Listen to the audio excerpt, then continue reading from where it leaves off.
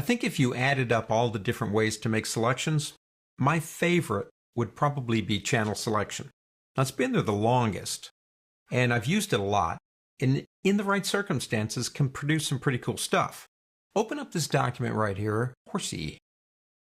Now in Horsey, I want to select the sky and change the sky. That could be accomplished in a lot of different ways. I want to show you channel selection. Go into your channels. You've got a red and a green and a blue. Look at each one and ask yourself the question, which one gives you the best shift between light and dark, between what you want and what you don't want? In this case, and actually in many cases, it will be blue. We have a good outline against the sky. Make a copy of it. All you got to do is make a copy. Drag it down the new icon. Once you have the copy, select the copy. Go to the word image and go down to adjustments and select threshold. What threshold does is it splits the image into the components of black and white. And what we can do here is move the slider backward and forward. Now all I'm trying to get here is an edge, something like that. See the edge up there? What I'll do now is click OK. Pick up black as my painting color. Pick up my paintbrush tool. And I want to fill in all the areas that I do not want to be part of the sky. So you're kind of masking this out. You can use maybe even a little bit of a bigger brush if you want to get the job done quicker. What we're looking for is the sky to be white and everything else to be nice and pretty and black, including those barns. So take your time. You've got the edge. Don't worry about that. What we're going to do is just keep painting until we have everything done except that sky. All the areas around the pine tree over there on the left, everything is exactly the way we want it. Now, let's go back to RGB. Hold down the Control key and click on Blue Copy.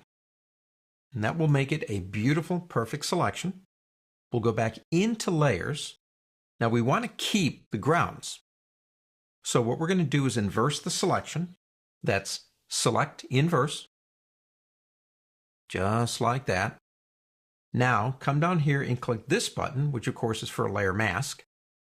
And we have that area masked out. Let's do this. Go back to Bridge. In Bridge, open up Magic Wand because there's something in there we can use. Go into Magic Wand, turn off Great Pyramid. We have a nice sky we can try out here. Pick up the Move tool, grab it, and drag it up to Horsey. Pull it in and let go. Now it won't be as big, that's fine. Press Control T, that's the shortcut for free transform. And let's go ahead and see if we can stretch this thing out some to make it fit.